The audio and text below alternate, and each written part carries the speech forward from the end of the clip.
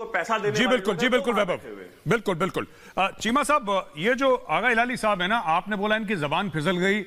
वैभव ने बिल्कुल ठीक बोला, ये 5 मिनट की तकरीर है। मुझे लगता है पूरे आगा हिलाली साहब ही फिसल गए, उनकी जबान तो क्या फिसली, जबान 1-2 लफ्जों में फिसलती है, 5 मिनट में तो बंदा ही फिसलता है फिर।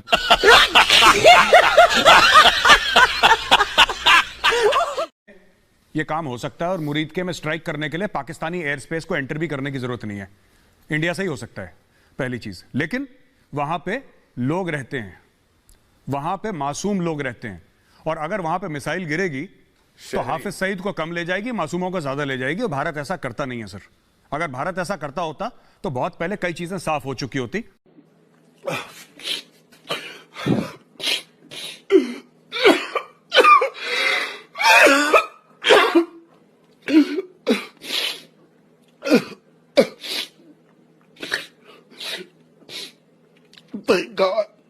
तो मैं सुबही खान साहिबा के पास आता हूं, उसके पहले मैं जवाब दे दूं आरजू जी को।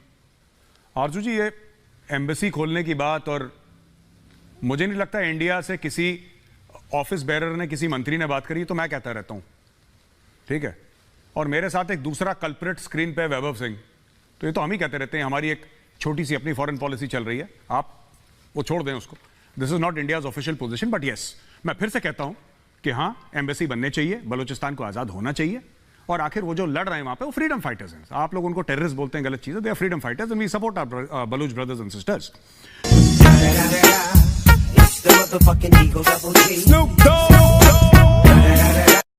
चीमा साहब, एक सवाल है छोटा सा मेरा। चीमा साहब, आपसे बड़ी रिस्पेक्टफुली एक सवाल पूछना चाहता हूं सर।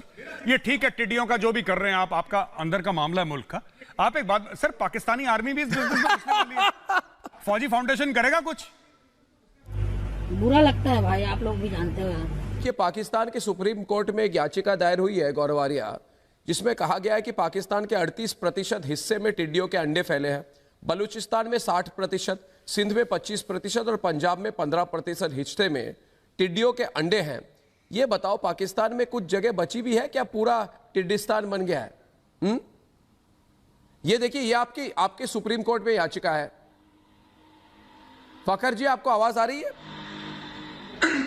आप जरा बताइए, ऐसी हालत क्यों है आपकी? जी, मुझे आ रही है। दूसरी बात, जो आपके सरकार ने कैबिनेट रेजोल्यूशन में कहा है कि टिड्डी बेचकर, दूसरी बात, टिड्डी बेचकर पैसे कमाने चाहिए लोगों को, 15 रुपए किलो में टिड्डी बेचकर मुर्गियों को खिलाइए, उससे पैसे बनेंगे। ये मैंने नहीं कहा है, ये मैं बनाकर नहीं कह रहा हूं गौरव आर्या, ये सच्चाई है पाकिस्तान की। सरकार की सिचुएशन देखिए उनकी, कि उनकी सरकार कह रही है कि टिड्डी बेचकर आप मुर्गियों को खिलाइए, उससे पैसे बनाइए। निकल के कैबिनेट में मीटिंग हो रही है, कैबिनेट में डिस्कशन हो रहा है टिड्डियों को यूज कैसे करें।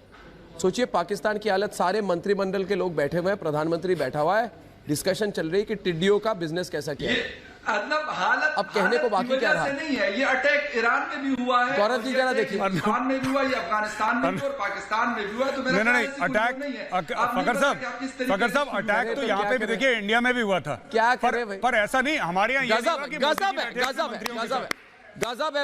है फकर, गजब दोस्तों, गजब टिड्डियों की पाकिस्तान की बिजनेस। और ना, आप पूछिए, मेरा एक सवाल है, ये 15 रुपए का रेट किसने तय करा? या तो पाकिस्तान पहले आप पूछिए, मारिया इकबाल तराना है वो इस्लामाबाद से, 15 रुपए का रेट कहां से? ये लॉजिक क्या है सर? या तो पाकिस्तान को पहले पता था, पहले 12 रुपए का रेट था, बढ़ा के 15 कर दिया। ये किसने डिसाइड करा कि 15 रुपए की टिड्डियां बिकेंगी? This I have not understood sir. पिछले साल तुम्हारे आपके यहां मक्खियों का कब्जा था। मेरी बात सुनिए, आपकी संसद तक मक्खियां पहुंच गई थी, आपको याद होगा, संसद में डिबेट हुई थी मक्खियों को लेकर। देखिए दोस्तों, मैं कोई इनकी मजाक नहीं कर रहा, मैं कह रहा हूं कि पिछले साल मक्खियों पर संसद में डिस्कशन हुआ था, इस बार टिड्डियों ने कब्जा कर लिया। इसके बाद क्या होगा जरा बताइए मुझे, कौन से कीड़े मकोड़ों पर आपके देश में, आपके सुप्रीम कोर्ट में, आपके पार्लियामेंट में डिस्कशन होगा, जरा बताइए ना। इसके ऊपर कश्मीर, कोरोना वायरस, ट्रंप और मोदी की हम बात ना करें, हाँ या ना में जवाब दे दीजिएगा। क्या रियाज नायकू दहशतगर्द यानी कि आतंकवादी था कि नहीं था? बस हाँ या ना। क्या साध्वी प्रज्ञा दहशतगर्द है कि नहीं है? सुनिए, मुझे इसका उल्टा जवाब जवाब दीजिए। रियाज नाइक को क्या आतंकवादी जवाब कहा कि नहीं कहा? दहशतगर्द है कि नहीं है? देखिए सुनिए, जिहाद क्या टीवी के एडिटर कर्नल सुनो मेरी पुरोहित बात, दहशतगर्द है कि नहीं सुनो है? नो। एक मिनट।